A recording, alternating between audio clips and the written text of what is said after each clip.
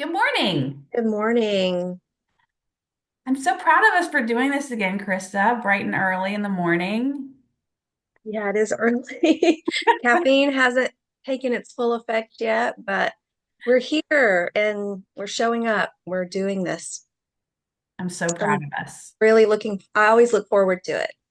Yay, me too. I always love doing this with you. We always have such fun and interesting conversations. We never know where they're going to go.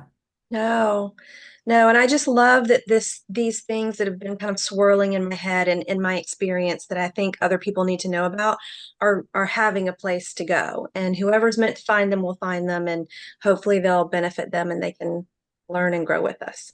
Gosh, that's beautifully said.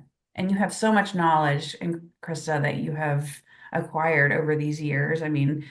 Um, doing your research and things, because over these last few conversations, I've learned a lot. And I just think it's so valuable that we have a platform for you to speak to, because you have so Same, and I learn a lot from you too. And it's so different to speak it out loud than it is just to think it. So thank you for doing this with me so we can have these conversations. They're so valuable to me. Yay. We had to do our little mutual love bomb session first, and then now we'll go to it. Now, I Well, hope I was that's not thinking cringy to people watching. where I am very sarcastic. So I'd like to start with, I had a few ideas where I wanted to maybe ask you some questions that I thought would be super fun. When we initially reconnected after going our own ways for 20 years, we were catching up. What are we doing? What have you been doing? And what's been going on with you? And you had caught one of my videos that I made regarding a Dr. Joe Dispenza meditation. And you reached out very synchronistically after I was going through a very hard transition, very challenging transition in my life. But you were also going through a very big transition in your life. How crazy is that? And you told me a story about how you found out that you were supposed to live at the beach. You were moving from more of an inland location in Florida, and then you were seeing all the synchronicities and all the symbols. And I want to hear that story again because it's so cool. And Yes. So I had been married for 24 years and never wanted to get divorced, but it was not meant to be for us to stay together. So I had to accept that. I moved forward with the divorce, which then included the sale of the home that I had raised my four daughters in. So it was a big move, and I was making the best of it, but I wanted to make the best decision for my girls, who two of them are still in school. So I wanted to move to a good school district, which in my area is called St. Johns County. So I kept looking in St. Johns County, and every time I would find a great house, no one would like it or I wouldn't like it. The energy in that direction was, no doors were opening up. So I was kind of dumbfounded because I really felt like on paper that was the best place for us to go. But I was realizing that every weekend or even in the evening, sometime we would drive out to the beach and walk the beach, and we just loved it. I had a lot of friends out here, I have a lot of business contacts out here. And I just thought, wait a minute, what if we lived at the beach? And it sounded out of my reach because it's more expensive to live at the beach. And, but it just sort of kept calling me. And I thought, what a wonderful place to be. The area is really easy for the girls to access on bikes. There's a lot of parks and the beach close by. So I started looking, I wasn't finding a place, and I didn't like a lot of the areas. It's kind of, there's really nice areas and there's really bad areas. So I found a condo community that I liked a lot. And the first unit I looked at it was rented to somebody else right away. And so I was a little bit discouraged. The market was moving fast. And I wasn't sure if I should make this move. I was really nervous about it. Um, So I was out at the beach one morning and I went to the beach and I just kind of prayed and I got the definite yes, the beach is where I'm supposed to be. And so I looked at another unit in the same complex, and it was the first unit I looked at was on the main street, and the second unit was in a private, like little cove, which I liked a lot better for my girls. And when I went to look at the unit, the parking space I was assigned to was number 222, which I had been seeing synchronistic numbers. So that to me was a sign that this might be the place. And things from there just worked out. I just felt a peace about it. I brought the kids out. They loved it. It was a yes on all fronts. So that gave me the confidence to make the move, even though I was scared to death to make it. But I've been here 4 years now. So it's been a wonderful thing. And being next to the ocean where we can walk out our door and walk onto the beach is a gift. And I tell my girls, we might not be here forever, so enjoy it as much as you can. And it gives me a lot of joy to see them go out to the beach and swim in the ocean and have that experience, have the grounding and have the sunshine and the salt air and salt water. It's very healing for all of us. So tell me, do you have any questions or tell me about your experience too? Because you kind of had the same thing moving to a new place that there were a lot filled with questions and unknowns. Yeah, such a big transition for you. I know you had been in that house for such a long time because I even lived there with you for a while Yes. when I was 18 years old. And you took me under your wing after I had gone through a little breakup with my first love. And you were a huge support. And yeah, that was a huge transition for you. So I'm sure that was scary, leaping into the unknown. I had that similar kind of experience. I feel like I tend to, I don't know, I tend to like to change things up a little bit here and there.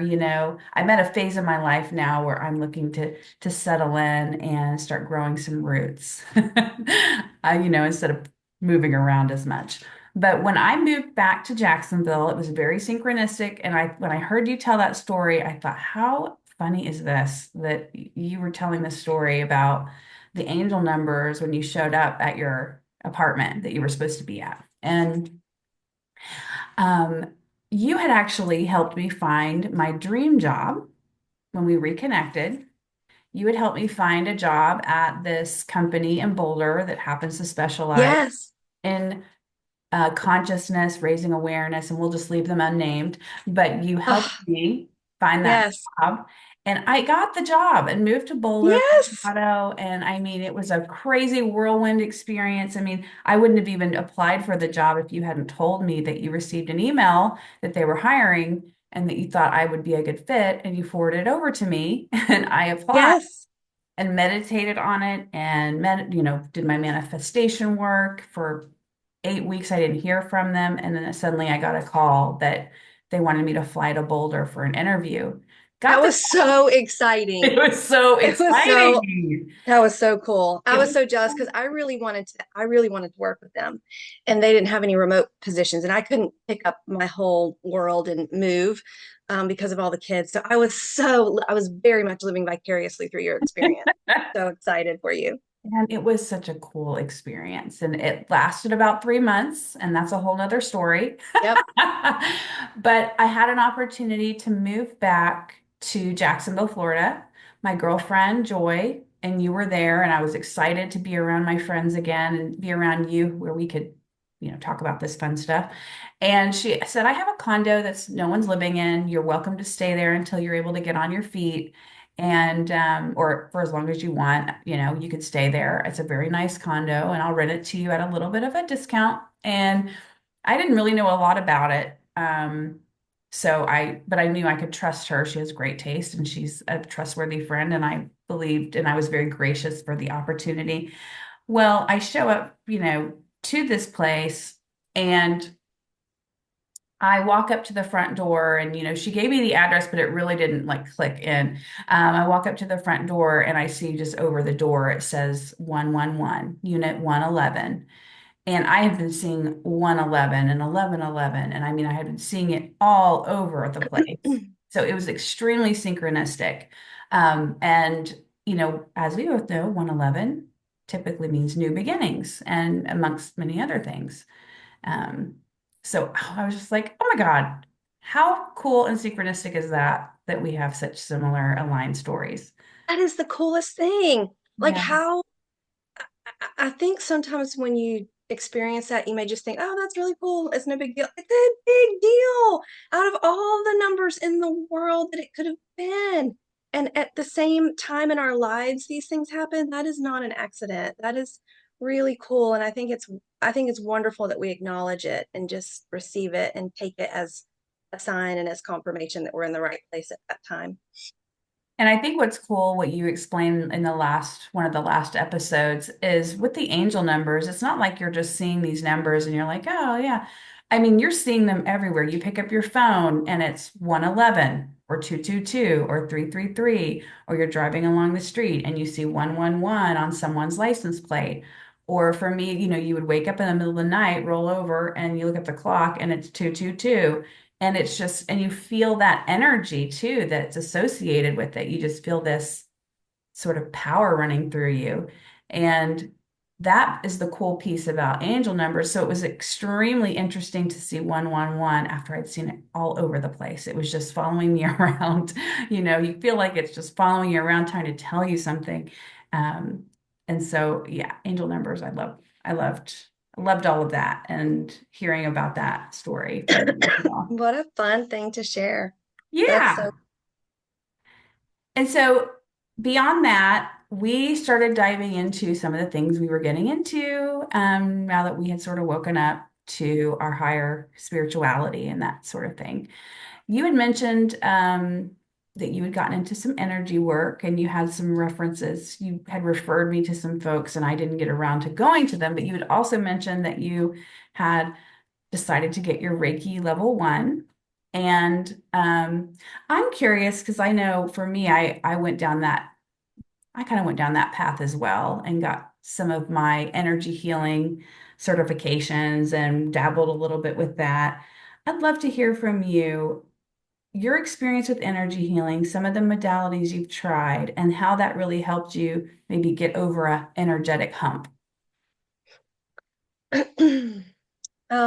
So I did get my Reiki certification. I had a wonderful teacher in class. It was such an awesome experience. And I I'm hearing that they're starting to use Reiki in hospitals. And if you don't know what Reiki is, it is really taking your hands and kind of having somebody lay down and you're kind of scanning them and you're just feeling where the energy takes you. It could be a feeling of a temperature change, either cold or hot, or it could be a sensation of a vibration or of some kind of energy. And then you intuitively tap in and kind of listen and hear what messages you get. So when I would do that on people, I would just share whatever I was feeling and sensing. And usually it doesn't make sense to me, but it's not for me, it's for them. And I, it usually, in my experience, and I don't have a lot of experience with it, was just the feeling of kind of understanding and peace and just the acknowledgement that somebody else could tap into that and and move that. And usually it was for me, it would be some kind of I would get some kind of guidance to share with them, some kind of wisdom or some kind of encouragement or, you know, have some, have you tried this or have you tried that just to help them kind of along the way is what I experienced. Beautiful. Yeah. And I felt like when I tried Reiki for the first time, it was actually in Jacksonville Beach, surprisingly. I was it was probably 15 years ago when Reiki wasn't really as accepted as it is now, maybe. But I was having a lot of energetic issues as far as feeling these stuck emotions that I didn't feel like I could process, or I didn't really know how to process or even pinpoint the emotion. I felt very low energy. It was also when I was doing real estate too, so it was like you're giving and you're almost on a stage, and that's similar to like ballroom dance where you're wearing sort of this mask. No matter what mood you're in, you have to put on this big smiling face. You have to be the light and the, energetic cheerleader. And sometimes you just get super drained by that because you're constantly on, constantly on. So I found this little guy and he was in Jacksonville Beach. And I remember my first experience with him. I walked in the door and he looked like this little white, short cherub. He was the cutest thing I've ever seen. And he had these little like crystals and dragons everywhere. And I thought, what have I gotten myself into? Oh, Lord. Dragons and little statues and things everywhere. But when I walked in, he said, how are you feeling? And he kind of was looking at me. I could tell he was doing some sort of a scan. I said, well, actually, I have a little bit of a headache. And he goes, well, hang on, I'm going to try something on you. And he put his hands on my head and he just breathed. He was breathing really intensely. It almost sounded like the ocean, And my headache within seconds just neutralized. I was like, what did you just do to my head? And I could tell he was kind of showing off for me. And he was like, hey, let me show you what I can do. It was so funny. It was a hilarious experience. So we went back into the room where he started performing the yoga. And he said, I want to line up your chakras. And he started doing all of this stuff and moving his hands over my body. And I felt like really good. I just kind of drifted. And then he said, wow, you look like you need a lot of energy. And so he spent about an hour just working on each chakra, doing that breathing. But what I felt inside my body was this surge of just beautiful, loving, peaceful energy. And honestly, I felt like I could jump up and run a marathon. He channeled like this beautiful energy, which transmuted a lot of that dark, icky stuff. And I felt so good after that that I was convinced I want to learn how to do that. Oh my gosh, sure. Who hmm wouldn't be so impacted by that? That is amazing. Yeah. And so Energy work is so, that's so cool. It's yeah, so exciting and so cool. I really am excited that the health community is opening up to these types of things as ways to non-invasively really change the game for people. exactly. And I think it sounds so out there sometimes to people that have never done it. Like, what does that actually mean? And I've actually even got responses back from people that I have told some of the stories that I've had, because I have some interesting stories you know, um, when I learned how to do another modality called intuitive energy massage. That was a very synchronistic alignment where I learned how to teach that teach where I learned how to do that. Um, the morning before my session, what was the morning before I went in for the class, I actually had a dream about the girl that I was partnered up with the next day. I thought it was someone from high school that she reminds me of, but when I walked into the door, I'd never met her before in my life. I looked over and I saw this woman sitting on the couch, and I'm like, I had a dream about you last night, and we were laughing and having fun, and it was almost like this premonition because that's exactly what we did. Oh, wow. That's so cool. And it's just cool. Like, I don't know about you. For me, energy healing has really helped kind of get rid of some of those blockages that I can't seem to move out of myself, either intellectually or by processing it, journaling. Maybe those things aren't working. Maybe you just want to get over the hump. It really helps move those energies because some of the stuck, stagnant stuff that gets buried in there. It's Yeah, and you don't even know that it's there. Like it's not like you can feel it inside your body. You just know that you're not progressing forward or you're feeling some kind of way. And it's very helpful to have somebody move that energy for you so that then you can move forward stronger with more energy, with more positivity. That's what Jesus did. That's what he did with his hands when he would it's the laying of the hands on people from the Bible is Reiki. It's energy healing. Yep. So it's been around for a long, long time.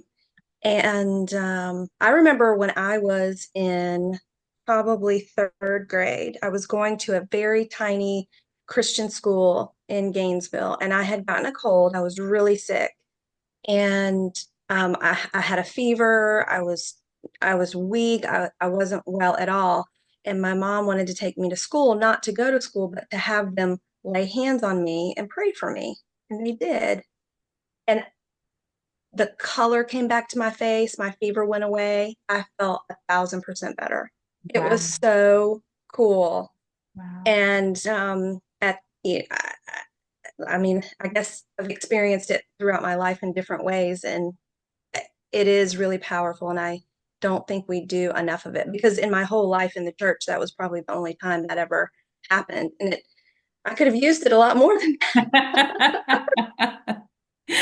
I think I even forget that that's a tool that we have access to. You and I lived 30 minutes away. We were both Reiki practitioners, and we could have, basically done that on each other, but we were just so busy in our lives. It's like, who has an hour to actually, do energy healing on each other? But it is so important. It probably would have helped us a lot. Yes. They say when you're not busy, spend an hour in nature. And when you're really busy, spend 2 hours in nature. Like just anything that you can do to shift your energy will help you go back to your busy life in a more productive way. But just taking that break and making the time to do it is the trick. 100%. And that leads me to this is kind of probably a little bit more of a controversial subject. I like to go there a little bit, but I would like to know how you feel about. I was having a conversation with my dad. We were talking, he was visiting this past weekend, and he was talking about he's going on his spiritual awakening journey, and he's doing a lot of his own research, as we all do, going down our own little rabbit holes on what resonates with us. And he's been reading the Old Testament, and he's been coming to a lot of realizations. He's never been a super religious guy. As a matter of fact, he leaned more towards, I don't know, agnostic. So this all very much surprises me. He got into yoga, and so that has sort of set him up for this more spiritual pathway where he's meditating and coming to these realizations for himself. But he had a conversation with his brother while he was in town. His brother is Pentecostal, who's been very religious and very much involved in the church for as long as I can remember. And they were having a conversation about spirituality. And I thought, why would you do that? Because spirituality is such a deeply personal experience. But dad was just really curious about what Sean had to say. And dad was presenting him the idea of what he thought about God within versus God outside of us. And Sean simply said, he's extremely intelligent. He's studied the Bible, forwards, backwards, sideways. He's done countless Bible studies, and he said, well, in the Bible, and I don't remember the exact phrase, but he said, in the Bible, it states that we should be worshiping God. That should be who we, basically worship and look towards. And dad was like, well, how do you feel about the God within and that God is within all of us? And Sean had said, well, that's nepotism against the church, which is factual and truth. So I'm curious how you feel about that. I know this is a very controversial subject, and I Yeah, might, no, no, I'm happy to talk about it because I grew up in the church and believe the same thing that we worship God and He was kind of this thing set apart from us. And what I have experienced in my own prayer and meditation in what I believe is a deep connection to God, a connection and a communication with God and angels that I never had in the church through the church. I think sometimes the church can kind of come between you and God, and you feel like you need the church to communicate with God. But in my experience, feel like God is within me. He is part of me. I am part of God. And there really is no separation. And I believe that in all of us. And I think there are some passages in the Bible that really communicate that. And everybody that reads the Bible, and including me, I've read it many times and get a different meaning based on other information and other experiences that I have. So my interpretation of the Bible has changed throughout my life. And my understanding of the lessons in the Bible have changed. And I feel like they've really been illuminated since I've been meditating because I understand in church we pray, and I was always told to pray and meditate, but I was never really taught how to meditate, and I didn't understand what it was. And what I think it is now is prayer is talking to God, and meditation is listening to God. And when I get quiet, I can hear messages and guidance so clearly that I could not hear before. And yeah, it really is, I believe, coming from inside of us. And I think that's how we have the ability to do some of this energy work and energy healing. It's that power of God that's in us, that lives in us. So, in my experience, that's what feels very true and real to me, and very beautiful. And it's a feeling of 100% unconditional love, no judgment, no fear, just pure love. It's indescribable. And I really want everybody to experience it and know it. And I feel the church does so many wonderful things, but in my experience, it did not lead me to that. Mhm. Wow, beautifully said. Um, I think that's so important for people to hear too, like not to be afraid to maybe start exploring meditation. Um, in my personal opinion as well, I don't think it's against God. I think it's absolutely God is within us as well. There are times when I've prayed and I've spoken to God, and then there's times when I've listened. And when you're able to receive and you're not always asking or, asking for something, when you're able to just sit in and receive, I think that's the hardest part for me, at least, is to just be able to just surrender and receive the messages, receive the gift, receive the healing, to sit still, the stillness of it and allowing the mind to just rest and receive that unconditional, beautiful love. It is 100% the most beautiful feeling I've ever felt, and the only time I've ever felt whole in my entire life. Yes, I just got chills when you said that. And it just is a reminder that like everything that we seek is already in us. And God is the source of everything. God's the source, not a lover, not a job, not our family, not winning the lottery. None of those things are the source of power and energy. God is the source, and that is all within us. And you when you come from that place, it's very empowering. And then you put less pressure on all of those other people in your life to provide whatever you need because you have it all within you. And then you can it's meditation is called a practice because it does take practice, daily to get that still. And in the Bible it says be still and know that I am God.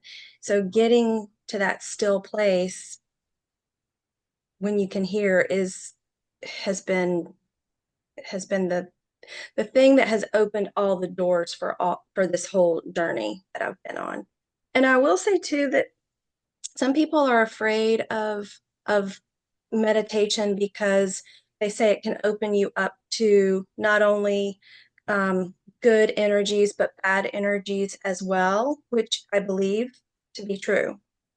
And what we all have, though, that we don't know, some of us don't know we have, is dominion. And that means we have power over all of that through God.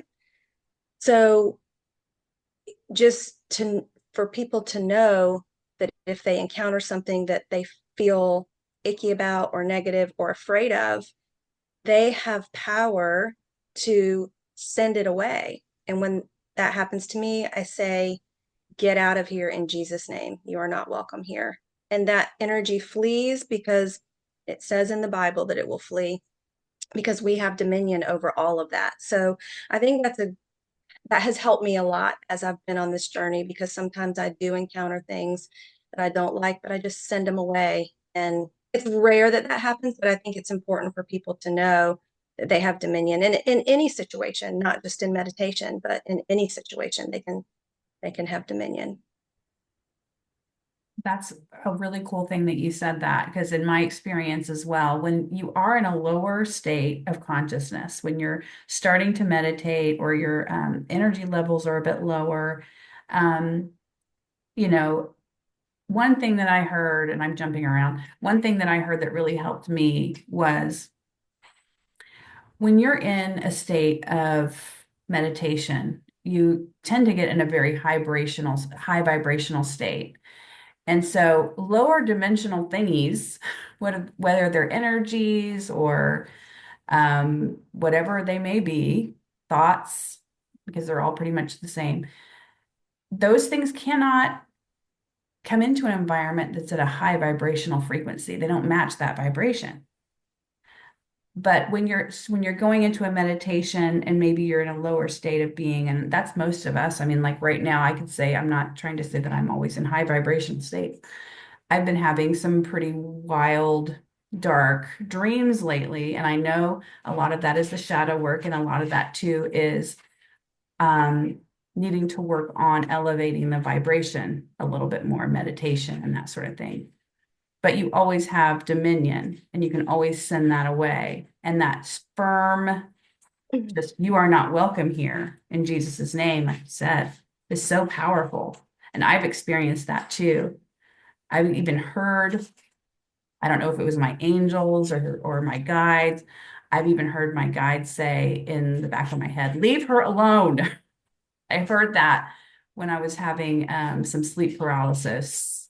I'm glad you said that because that's usually when it happens to me, is in dreams. Is Hmm. in dreams is yeah, I'll be having a nightmare and I'll feel so I will feel a very dark energy and I'll say, get out, get out. And that's been so empowering to know because before I knew that, I would suffer through the dream, however long it would last. It would be horrible. I'd wake up terrified. It would impact me for days.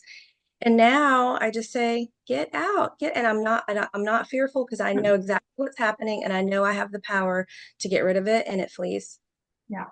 I've even laughed at it sometimes, like, yeah, it's you. You know, Uh, you don't have any power over me. Get lost. Get lost. yes, Yeah. It's super empowering once you realize you have the power to make that choice and to do those things. And yes. and then on the same topic, meditation, church, and how all that sort of blends together. I love having that sense of community. Because meditation is very solo, you know, it's more of an independent type of work that we do. But going to church and having that community. But can you do both? And I hope so. I hope so. I grew up Christian. I grew up Southern Baptist and then in a non-denominational Christian church. And I loved my church. I still do love the church. I love all churches. But what I have a lot of questions about is why it like I think the Christian religion is beautiful. I think the Buddhist religion is beautiful. I have wonderful Muslim friends. I think there's so many beautiful things in that religion. My Catholic friends, Hindu friends, all the different religions have so much beauty in them and have so many strains of the same history and same characters in them.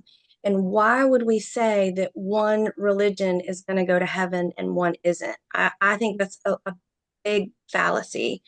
And I hope so when I go to church, I take everything with a grain of salt. Well, there's so much good that I think is really true, and then there are so many things I think are misinterpreted and miscommunicated that have led to division and led to kind of power over people. And what I hope will happen is there will be a blend of all the best things about the religions and the spirituality that we can all come together and communicate. And we can also worship in the ways that we want to and have the ceremonies that we like and the holidays that we like, but to be accepting of one another and not look at other people and religions or spirituality as one is better than the other and one's going to get you to heaven and one's not. And I don't believe that. And my views on what happens after our bodies die is very different than it used to be. And I know all that's very controversial, but the answer is can you have both? I think carefully. Obviously, if I go to church, I'm not going to say these things to anybody. I would never be disrespectful in that way. I would go and take what they're offering, and whatever didn't resonate with me, I just wouldn't take with me. That's all. What do you think? And vice versa. I feel the same way because I had tend when I was younger, I had a sort of a negative experience in church where it was very scary and frightening, and it was in a Southern Baptist church, and um, they were trying to get me to speak in tongues, and I didn't know what the hell was going on. And there was a lot of fear mongering, and you're going to hell if you don't come up here. It was a very like intense experience. So from that point forward, I decided church is not my thing. And I sort of No. drifted as, That is a message of fear and condemnation, and that is not Jesus's message. And I grew up in some Southern Baptist churches that did the same thing, that pounding the Bible and sweating and yelling, and this this message of if you do this, that you're going to hell. And eh, that is not that's really not an example of what I think church should be. so, and I can say I probably formed some harsher judgments towards, organized religion over the years, but I feel a lot differently about it now because I know that Jesus was this beautiful, beautiful, human being and is now a spiritual guide for most of us, for a lot of us. That he paved the way for us to learn more about raising consciousness and loving each other and unity consciousness and his messaging is just how can you not love Jesus? And so it can go both ways. And I went to church for Christmas last Christmas, and I had an amazing experience. I went with my family, and the messages I heard were like, wow, this is a lot different than when I was a kid. And I understood the importance too of that community and having the brothers and sisters and coming together as a whole and the power of that because I was feeling the energy. I was feeling all of the when we were in prayer and singing and listening to some of the messages. It's beautiful when you are in the presence of so many people believing the same thing and worshiping God and welcoming God, and God is in the presence there, and you're in the presence of all those people. It is powerful. It's a powerful, beautiful experience. And I do absolutely love that about the Mhm. church. Yeah. And that raises your vibration. And they say that, like, if 10 people are in a circle and they're holding hands praying, and somebody walking past them is having a bad day, it will instantly change their body chemistry just by being in proximity to them.